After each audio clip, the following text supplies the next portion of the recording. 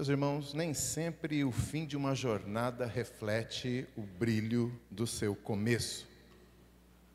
Pense aí em quantas histórias você conhece de inícios muito promissores, mas que tiveram finais medíocres, quando não verdadeiros fracassos, reprovados. Atletas promissores que se perderam fora dos campos, cantores de sucesso que se afundaram em drogas, empresários bem-sucedidos que perderam tudo por causa de uma escolha errada, de uma decisão, um investimento que não deu certo, casamentos que começaram cheios de paixão, mas terminaram em mágoas profundas. Não basta começar bem, é preciso manter-se até o fim, terminar bem. E esse princípio também se aplica à vida espiritual. Muitos iniciam a sua jornada cristã com entusiasmo, devoção a Deus, sendo usados por Ele, abençoando a muitos. No entanto, com o tempo se deixam levar por distrações, influências erradas e pequenos desvios no caminho, que acumulados com o tempo, os afastam do caminho da vida. A história de Salomão, o terceiro rei de Israel, depois de Saul e Davi, a história de Salomão começa ainda no primeiro capítulo do livro dos Reis a ser contada. E ela começa com a narrativa de intrigas e disputas palacianas envolvendo a sucessão do rei Davi, que já estava velho demais para reinar. E a partir daí são 10 capítulos, ou seja, o primeiro mais 9, que vem num crescendo na história, apresentando o reinado de Salomão como o ponto alto da história do povo de Deus, da história do povo de Israel. A sua admirável sabedoria no julgar o povo, também no desfazer os complôs de adversários, a magnífica construção do templo, sua maravilhosa comunhão com Deus, que lhe apareceu 2 vezes, seu sucesso no comércio exterior e na política internacional, o esplendor e o luxo da casa real ou do palácio do rei.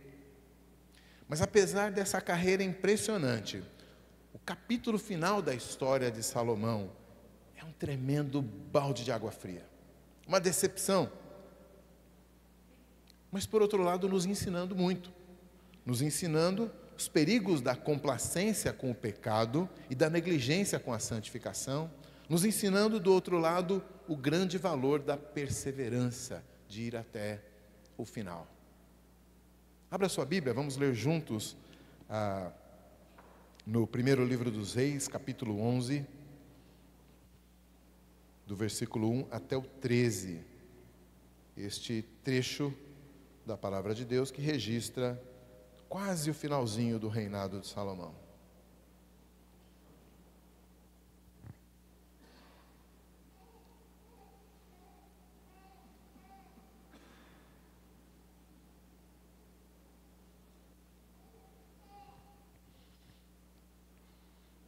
Primeiro livro dos Reis, capítulo 11, diz assim a palavra do Senhor.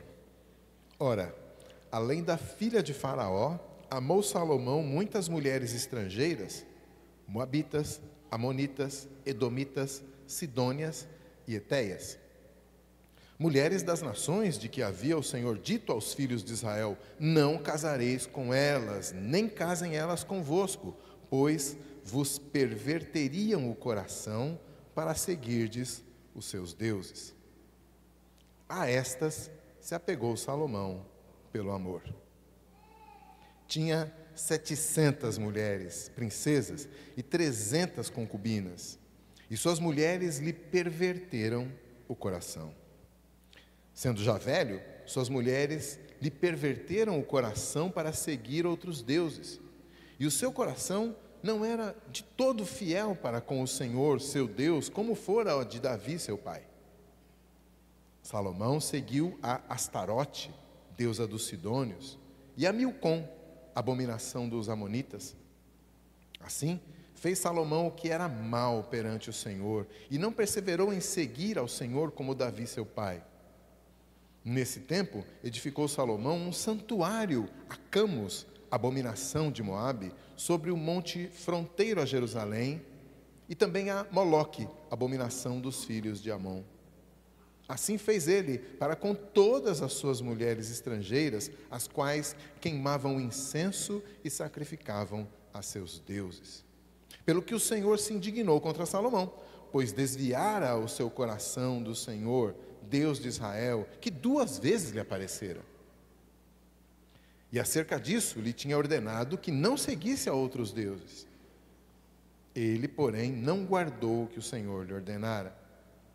Por isso, disse o Senhor a Salomão: visto que assim procedeste e não guardaste a minha aliança, nem os meus estatutos que te mandei, tirarei de ti este reino e o darei a teu servo. Contudo, não o farei nos teus dias, por amor de Davi teu pai, da mão de teu filho o tirarei. Todavia, não tirarei o reino todo, darei uma tribo ao teu filho, por amor de Davi meu servo e por amor de Jerusalém que escolhi. Até aí a nossa leitura. Vamos orar mais uma vez, pedindo ao Senhor que ilumine os nossos corações. Pai santo e querido, acabamos de ler a tua palavra a respeito dos teus servos no passado e queremos te pedir que por meio do teu Santo Espírito o Senhor aplique esta palavra em nossos corações para que, sendo nós servos do presente, possamos aprender com os erros deles e mais ainda, aprender sobre o teu caráter eterno, porque o Senhor é o mesmo naquela época, como é hoje e como será amanhã. Edifica a nossa fé, Pai, é o que te pedimos, em nome de Jesus. Amém. Como os irmãos sabem, naquela época, mencionei isso no sermão do domingo passado pela manhã, naquela época os reis se aparentavam com outros reis, dando suas filhas em casamento uns aos outros, como uma forma de alianças políticas mesmo, alianças políticas, militares e econômicas. Nós vimos isso no domingo passado pela manhã, quando fiz a exposição do capítulo 3, logo no comecinho diz lá que Salomão havia se casado com a filha de Faraó assim que assumiu o trono do seu pai, depois daquela disputa que eu mencionei ainda há pouco, aquele quase um golpe de estado ali, para decidir quem é que ia substituir ou suceder o rei Davi. Agora, já no final do seu reinado, descobrimos que Salomão não parou por ali. O capítulo 11 recapitula o casamento com a filha de Faraó, mas acrescenta outras esposas. E conquanto pudéssemos deduzir que a filha de Faraó continuasse ocupando uma posição especial como a esposa principal do rei, talvez, mas o texto nos diz no versículo 3 que Salomão tinha 1000 mulheres no total. 1000 mulheres. 300 delas, diz o texto, eram concubinas. Concubinas eram um tipo de esposa mesmo, mas ela tinha um status social um pouco abaixo da esposa, digamos, oficial. E antes que algum espertinho diga que o grande problema era o número de sogras de Salomão, a questão não é essa não.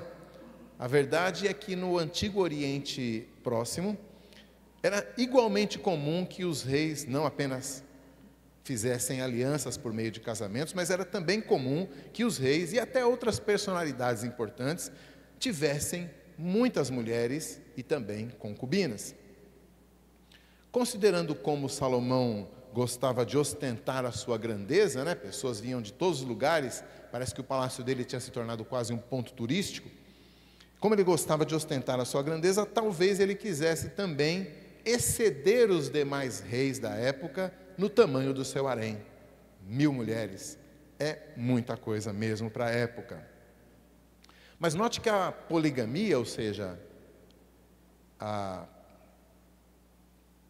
possibilidade de um homem ter mais de uma esposa, a poligamia era socialmente aceita no antigo Israel, que era algo comum na época, nas sociedades ao redor, e acabou que no meio do povo de Deus também aquilo foi, de alguma maneira, adaptado ou aceito. A maioria dos patriarcas bíblicos, por exemplo, teve várias esposas e concubinas. A Bíblia menciona pelo menos 8 mulheres de Davi, além das concubinas. Porém, o fato de Deus tolerar a poligamia no meio do seu povo não significava que ele a aprovava. Muitas vezes as pessoas tropeçam nisso, né? Quando há alguma situação na Bíblia, a gente logo deduz que é bíblico, no sentido de que deve ser um padrão. Mas não, pelo contrário, a Bíblia dá muitas evidências de que, ainda que houvesse essa tolerância no Antigo Testamento, no meio do povo de Deus, aquela instituição social, vamos dizer assim, desagradava profundamente o coração de Deus. Em primeiro lugar, porque havia ali um ideal criacional, digamos assim, ou seja, um padrão estabelecido por Deus na criação de um homem e uma mulher para a vida toda, como uma só carne. Então, desde o Éden, Deus já havia estabelecido o seu padrão, muito antes das distorções inseridas pelo pecado nas relações humanas. Quando os fariseus vieram com um questionamento a respeito do divórcio para Jesus, ele os repreendeu dizendo assim: mas será que vocês não leram o que é que o Criador fez desde o princípio, homem e mulher, para se tornarem uma só carne? Então o mestre estava ali ensinando que o padrão moral para o casamento, desde o início, foi estabelecido muito claramente pelo Criador. Em segundo lugar, a poligamia era tolerada, mas não aprovada por Deus, por causa da lei mosaica, sabemos disso. A lei, de fato, não proibia a poligamia, mas ela regulamentava. A lei de Moisés tinha alguns institutos ali, alguns artigos que impedia que os homens, ou pelo menos os maridos abusivos, prejudicassem as suas esposas por meio, e os filhos delas, por meio da poligamia. Lá em Deuteronômio 21, tem alguns artigos nesse sentido. E além disso, a lei de Moisés proibia que os reis de Israel, lá em Deuteronômio 17, multiplicassem mulheres. Havia uma proibição explícita a esse respeito com relação aos reis. E como os reis eram, ou deveriam ser, como pastores conduzindo o rebanho de Deus, essa proibição para com os pastores tinha também um efeito didático mais geral, desestimulando o antigo costume de poligamia por todo Israel. E em terceiro lugar, para nós entendermos que havia e há esse costume importado das outras nações para Israel na Bíblia, mas que isso não significa a aprovação de Deus. O terceiro argumento é que na maioria das vezes, se não todas as vezes, em que um personagem bíblico tem mais de uma mulher, o resultado é, via de regra, muito ruim. Ainda que não haja um parágrafo lá, um versículo dizendo e Deus não se agradou, os resultados da história nos mostram que Deus não se agradou, indicando a ausência da bênção divina para aquela família. Pensem, por exemplo, nos conflitos familiares gerados quando Agar, a serva de Sarai, vira a segunda esposa de Abraão, lá em Gênesis 16. Ou pensem quando Jacó insistiu em casar também com Raquel, mesmo depois de ter desposado, por engano, é verdade, sendo enganado, é verdade, mas ele já tinha se casado com Lia, e aí depois ele se casa com Raquel, e vocês sabem que são capítulos ali de Gênesis, tratando dos conflitos gerados a partir disso. Ou um último exemplo, Ana e Penina, as duas esposas de Eucana, lá em 1 Samuel 1, e todo o conflito que havia, trazendo amargura para aquele homem dentro do seu próprio lar. Então, não é porque uma certa prática, no caso aqui a poligamia, não é porque uma certa prática está na Bíblia, que isso significa que ela conta com a aprovação do Senhor.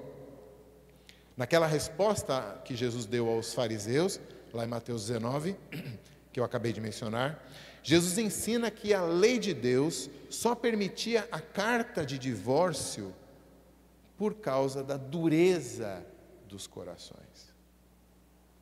Então não é porque agrada a Deus, mas eram modos de contornar a dureza do coração dos homens, e podemos, por analogia, entender a mesma coisa a respeito da poligamia.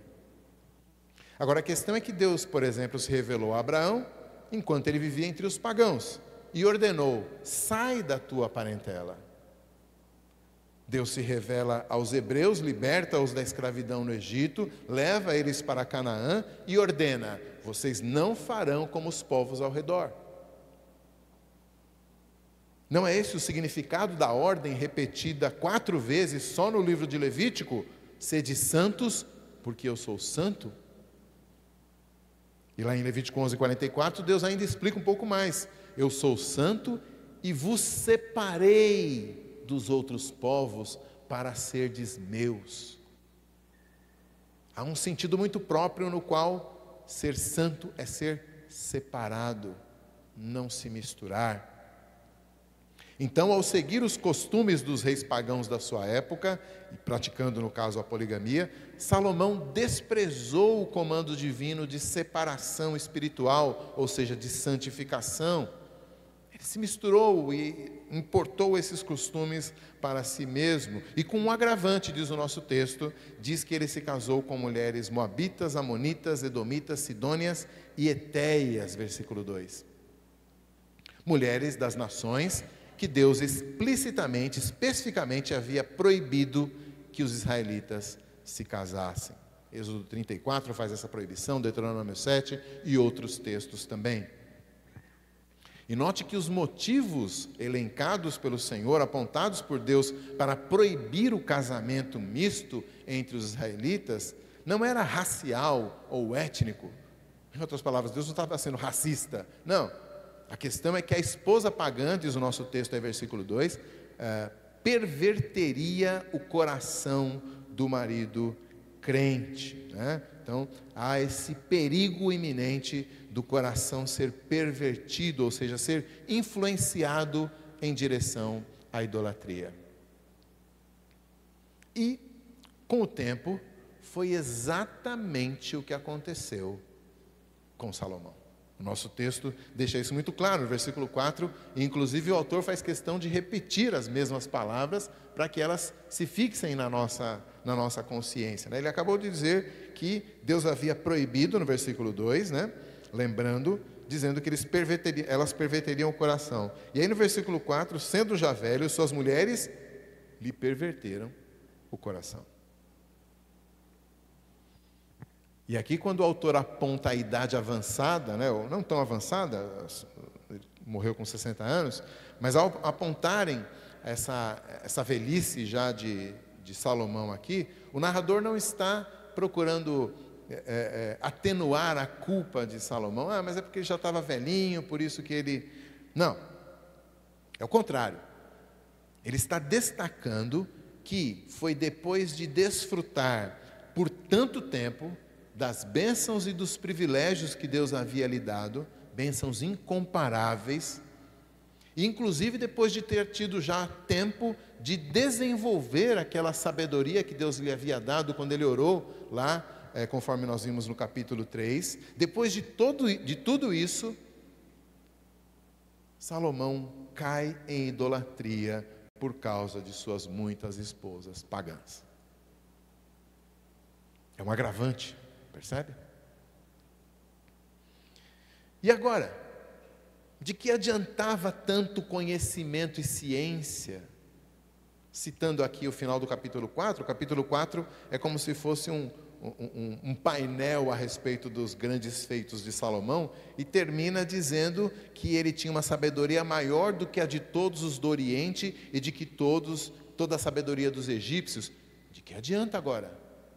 De que adianta, de que lhe servia ser tão sábio e inteligente que correu a sua fama por todas as nações ao redor? De que lhe servia ter escrito, como diz lá no capítulo 4, 3.000 provérbios e 1.005 cânticos? E daí agora? De que lhe servia discorrer, como diz lá o texto, sobre as plantas, as aves, os répteis e os peixes? E mais, de que lhe serviam agora as incríveis experiências espirituais de ter Deus aparecido a ele por 2 vezes? Destaquei na semana passada para os irmãos que nem Davi teve esse privilégio. Mas agora, um idólatra. De que lhe servia esse passado glorioso? Parece, meus irmãos, que Salomão acreditou que a sua sabedoria era grande o suficiente para vaciná-lo contra as más influências de suas 1000 mulheres. Contrariando aquela expressão humilde, aquela autoavaliação humilde que nós vimos na semana passada, né? Eu sou criança, não sei como me conduzir. Agora parece que ele já pensou que era maduro e sábio o suficiente, sabia muito bem como lidar com o assunto, mas agora estava errado, soberbamente errado. E muitas vezes, meus irmãos, nós cometemos o erro de Salomão. Fazemos isso quando nos achamos fortes, e é provavelmente aí que nós estamos mais vulneráveis, mais desatentos às armadilhas de Satanás, mais desatentos aos desvios do nosso próprio coração. Quando nós nos achamos fortes e sábios, é aí que estamos mais cheios de brechas em nossa armadura espiritual. Aliás, alguém diria que a armadura são para os fracos, não é mesmo? Os fortes não, os fortes enfrentam tudo de cara limpa, com o peito aberto, e é por isso mesmo que se dão mal. Certa vez eu ouvi de um especialista em trânsito numa entrevista, dizendo que uma parte considerável dos acidentes em rodovias ocorrem no último trecho, quando você já está avistando as luzes da cidade destino. E, segundo ele, é ali que os motoristas tendem a relaxar um pouco mais, achando que o perigo já passou, acelerando um pouco mais, já que a viagem já foi completada com sucesso. É aí, quando a autoconfiança toma conta, que os acidentes mais ocorrem. Este mesmo Salomão um dia escreveu lá em Provérbios 16, 18: a soberba precede a ruína e a altivez do espírito precede a queda. A ruína e a queda vêm logo depois da soberba e da altivez. Meus irmãos, precisamos aprender a confessar como Paulo, lá na segunda carta aos Coríntios, capítulo 12: quando eu sou fraco, aí é que eu sou forte. Ele ouviu do próprio Senhor: o meu poder se aperfeiçoa na fraqueza.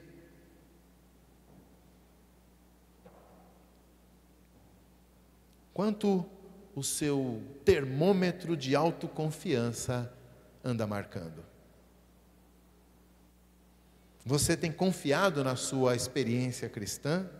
Você tem confiado no seu conhecimento teológico? Será que você tem colocado a sua confiança no seu caráter ilibado?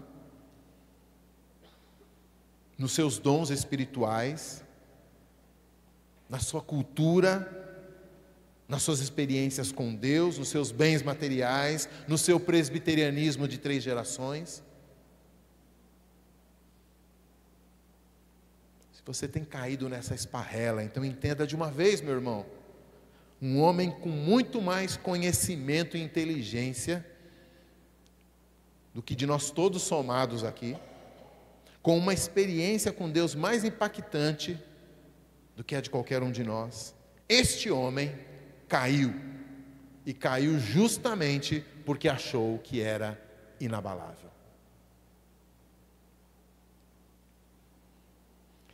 Salomão, então, tendo esposas das mais diversas nações vizinhas, construiu altares para as diversas divindades pagãs que as suas mulheres pagãs adoravam. Diz o versículo 5 e 7 aí, o autor faz uma pequena lista. Como ele fala de 1000 mulheres e cita 5 localidades, cita 4 divindades, nós podemos imaginar aqui que foi um extrato, né?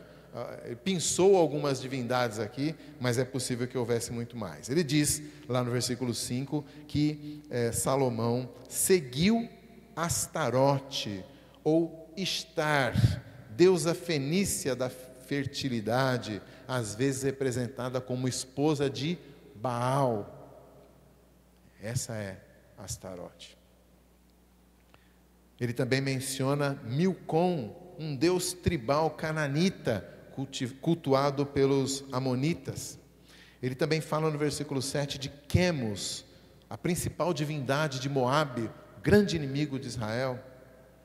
E também Milcom, ou Moloque, como é escrito em outros lugares, o deus que os amonitas adoravam inclusive com sacrifícios humanos, inclusive indícios de crianças terem sido sacrificadas a Moloque. Não especificamente aqui no caso de Salomão, mas no culto a Moloque isso também acontecia. Eu imagino, meus irmãos, que provavelmente o objetivo inicial de Salomão era apenas agradar, dar às suas esposas um local no qual elas pudessem queimar o seu incenso, sacrificar a seus próprios deuses. É isso que o versículo 8 nos diz. Mas com o tempo, houve um envolvimento mais direto, mais pessoal de Salomão com a idolatria. O autor enfatiza isso pela repetição. Ele diz: Salomão seguiu outros deuses no versículo 4, no versículo 5 seguiu Astarote e a Milcom, e no versículo 6, e consequentemente ele não perseverou em seguir o Senhor. Quando ele usa a mesma expressão seguir, tanto para o Senhor quanto para essas divindades, fica muito claro que Salomão estava de fato cultuando essas divindades. Chegou a esse ponto. Não sei, talvez Salomão tenha iludido a si mesmo, pensando que não tinha abandonado o Deus de Israel de verdade, né? Ele continuava adorando também no templo que ele mesmo tinha feito lá em Jerusalém. Então não chega a ser um abandono também, não vamos radicalizar, não é? Por incrível que pareça, apesar da sua proverbial sabedoria, nesse caso literalmente proverbial, né? Mas por incrível que pareça, Salomão enganou-se a si mesmo para acreditar que era possível servir a dois senhores. Contudo, nosso Senhor Jesus é muito claro a respeito disso. Lá em Mateus 6, no meio do Sermão do Monte, ele diz: ninguém pode servir a dois senhores. Por quê? Porque ou há de aborrecer-se de um e amar o outro, ou se devotará a um e desprezará o outro. Talvez Salomão quisesse argumentar com Cristo: não, mas eu consigo, eu sou bom nisso. Eu consigo me devotar tranquilamente para os dois. Mas Jesus diz que ninguém consegue de fato fazer isso. Eu fico imaginando, quem sabe, apesar da sua grande sabedoria, ele tenha pensado consigo mesmo alguma coisa no sentido de: eu tenho certeza de que elas logo vão abandonar seus ídolos pelo meu Deus, deixa por enquanto. São só alguns altares sem importância, bonito mesmo é o templo que eu fiz, não tem nem comparação, é só um pouquinho. Que mal pode fazer se eu me ajoelhar perante um ídolo só dessa vez, sendo que a minha fé está em Deus? Eu vou cultuar um ídolo desses, pode não fazer bem, mas também, que mal pode fazer? Eu sei que eu não deveria adorar ídolos, eu sei, eu sou muito sábio, mas isso aí é problema meu, eu não estou prejudicando ninguém mesmo.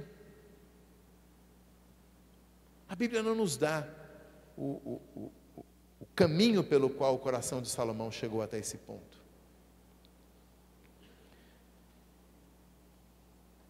No entanto, o que é certo é que o pecado nunca é um ato meramente individual, porque cada crente é parte do corpo.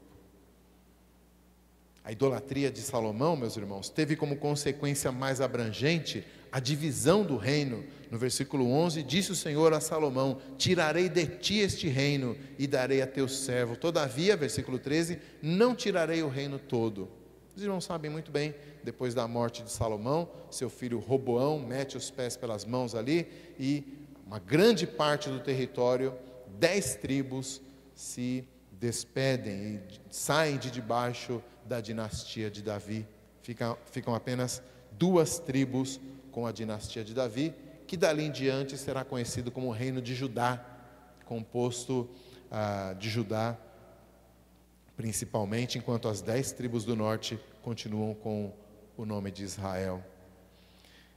E o pior, não é só uma divisão. A partir desse momento, o reino do norte foi liderado por reis que não pertenciam à linhagem de Davi, não usufruíam da aliança de Davi com Deus, de forma que a nação do reino do norte se desviou definitivamente do Senhor, até ser invadida e completamente destruída pelos assírios 500 anos depois. Consequência do pecado de Salomão, dessa pequena tolerância dele. Mesmo no Reino do Sul, durante 300 anos seguintes, as multidões que peregrinavam até Jerusalém veriam os altares que Salomão fez no Monte Defronte. E na sua caminhada para adorar a Deus, elas seriam tentadas a imitar as práticas de adoração do harém do próprio rei.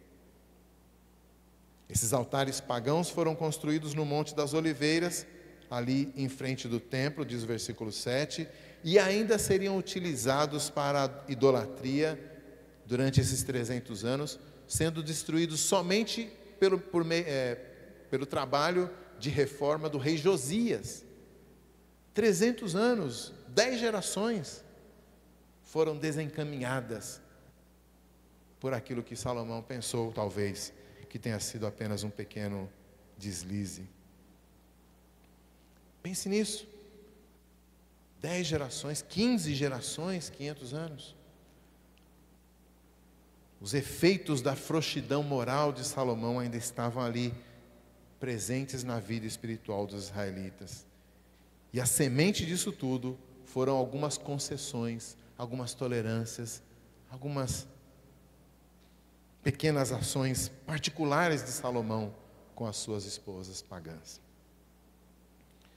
Pode até ter começado por um mero pragmatismo, né? Ou seja, aquilo que eu tentei encenar aqui, né? Olha, eu estou fazendo isso, mas não é de coração, não, né? Pode ser que foi apenas para garantir as alianças políticas através desses casamentos, pode ser apenas para evitar encrenca em casa, mas o narrador insiste em fazer uma leitura mais precisa do assunto.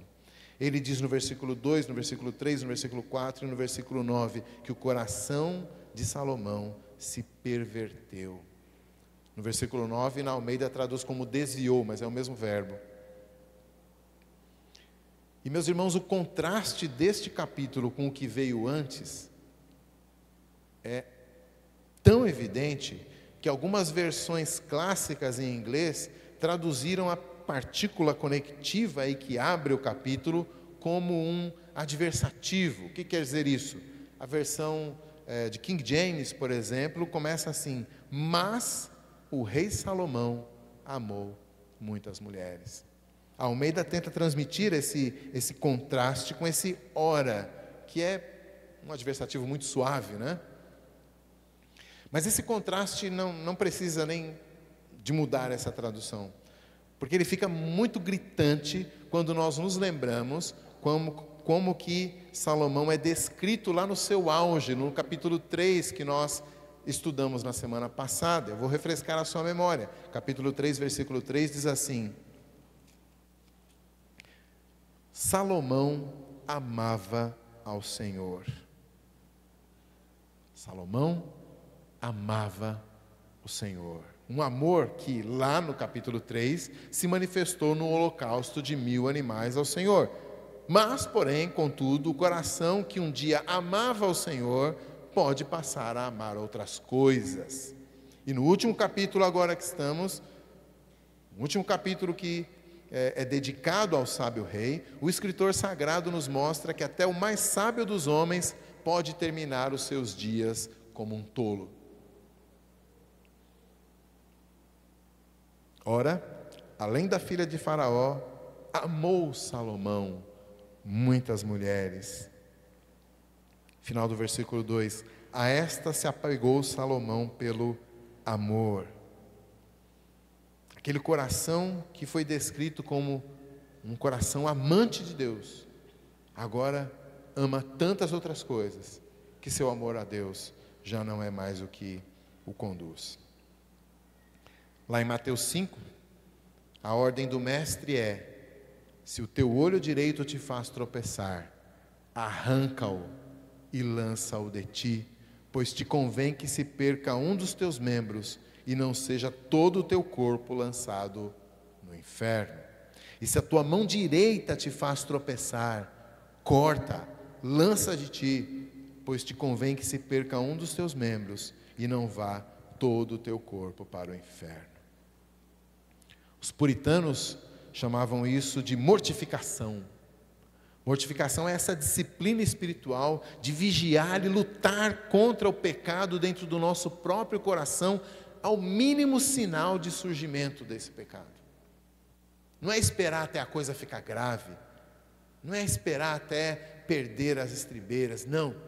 No menor sinal de desvio do meu coração, eu já batalho contra ele com todas as forças. É muito melhor vencer o inimigo enquanto ele está pequenininho.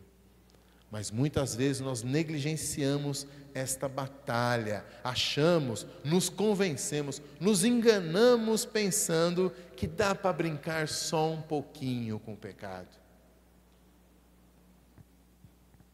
Pelo menos com aqueles pecadinhos, aqueles mais inofensivos, que ninguém está vendo, que ninguém vai saber, que não vai prejudicar mais ninguém. Mas o veredito do grande Salomão foi: o seu coração já não era de todo fiel para com o Senhor, como fora o de Davi. Versículo 4. Versículo 6 repete: não perseverou em seguir o Senhor como Davi. Davi era o padrão pelo qual, ou se tornou o padrão pelo qual os reis eram julgados. E o castigo de Salomão só não foi maior e mais imediato, diz o Senhor, versículo 12 e 13 ele repete, por amor de Davi.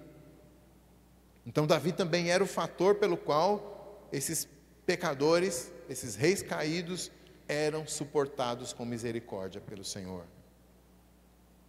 E a razão para isso, meus irmãos, é que cada rei de Israel e Judá era colocado no trono por Deus para ser, como eu mencionei ainda há pouco, um pastor que conduz o povo de Deus na aliança do Senhor, guardando os seus estatutos e a sua justiça. E cada um deles, de Saul primeiro até Zedequias o último, passando por Salomão, cada um deles falhou miseravelmente nesta missão.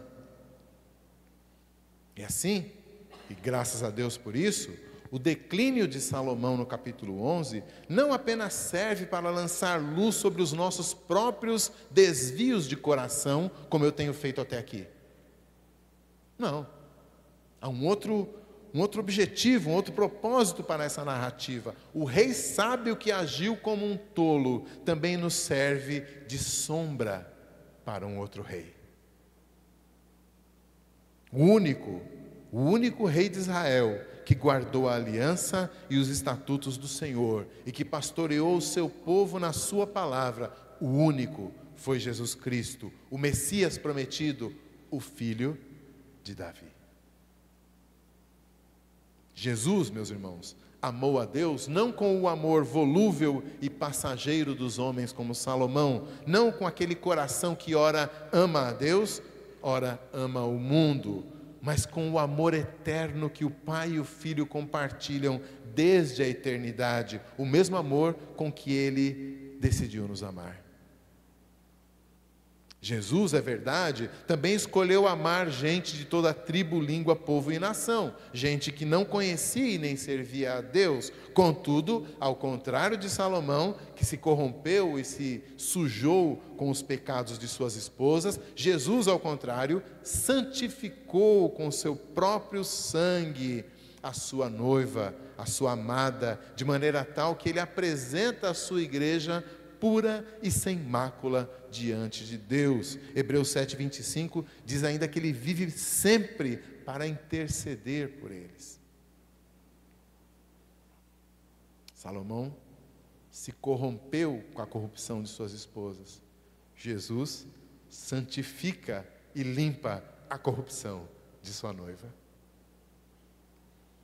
Jesus, meus irmãos, é aquele que perseverou na justiça, fazendo a vontade do Pai, não apenas no começo, mas até o fim. E o fim foi a morte, e morte de cruz. Mas ao terceiro dia ele ressuscitou e subiu ao Pai, e enviou o Consolador, o Espírito Santo que habita agora na igreja, o qual, diz o apóstolo Paulo na carta aos Efésios, é o penhor da nossa herança, até o resgate da sua propriedade, em louvor da sua glória. Em outras palavras, Jesus enviou para nós aquele que é a garantia da nossa perseverança até o fim.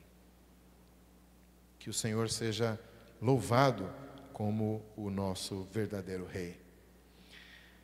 Meus irmãos, há algumas aplicações aqui, algumas lições do texto para nós. É óbvio que a primeira delas é para você que é cristão e é solteiro e que está diante de tantos testemunhos bíblicos dos perigos de se unir pelo laço do matrimônio a alguém que não tem a mesma fé e nem adora o mesmo Deus. Pastor, o senhor fala muito disso. É porque a Bíblia fala muito disso. Não atire no mensageiro. Eu sei que não é fácil, meu irmão e minha irmã, mas persevere, não desista, não se contamine, seja fiel à aliança e aos estatutos do teu Deus. E se lhe faltar sabedoria nesse mundo tão complicado, então peça a Deus, que certamente vai lhe dar, Ele promete que sempre dá, e mantenha a vigilância sobre o seu coração, para que os seus afetos não venham a trair a sua fé. Uma segunda aplicação é para você, a quem Deus cobriu com seus dons e privilégios, seja a sabedoria, riqueza, boa formação, conhecimento teológico, ou qualquer outra dessas muitas bênçãos que Deus derrama sobre o seu povo. Então, meu irmão, jamais se esqueça de que tudo o que você tem lhe foi dado de graça e pela graça. E vigie também você, o seu coração, para que o seu coração não se ensoberbeça e acabe baixando a guarda e deixando brechas abertas que podem parecer pequenas no princípio, mas que podem levar à sua queda no final. Vigie o seu coração. Uma terceira aplicação é a você que tem flertado com o individualismo pregado em nossa sociedade, uma sociedade que tenta nos convencer de que o nosso pecado é problema só nosso. Como diz o filósofo, né? Ema. Mas o poeta e pastor anglicano John Donne, lá no início do século XVII, disse: ninguém é uma ilha. Ninguém está completamente isolado dos demais, e isso significa, meu irmão, minha irmã, que a sabedoria das suas atitudes vai afetar positivamente a sua família, seus amigos, seus irmãos em Cristo. Mas do outro lado, suas decisões tolas igualmente afetarão seus pais, seu cônjuge, seus filhos e filhas, afetarão seu ministério na igreja, afetarão aqueles que de uma forma ou de outra venham a se escandalizar com você. Então guarde o seu coração para não ser um tropeço aos irmãos. Não use a sua liberdade de maneira tola.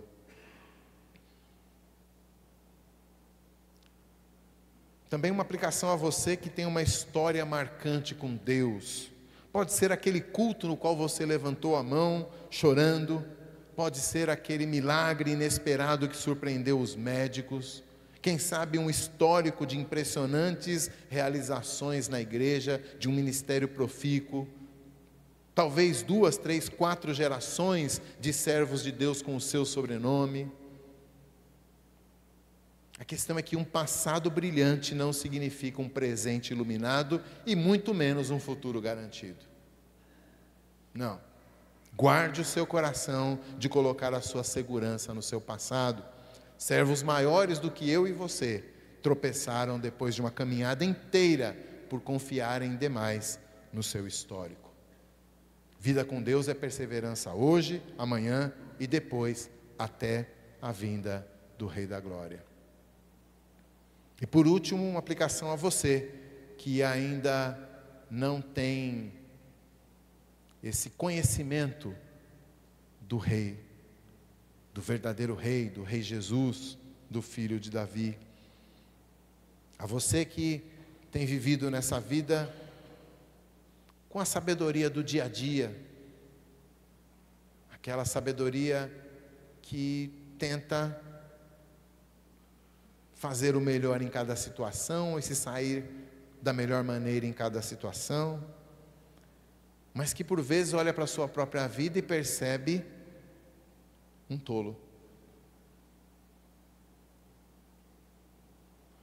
Eu quero dizer para você que na sua vida você tem reinado.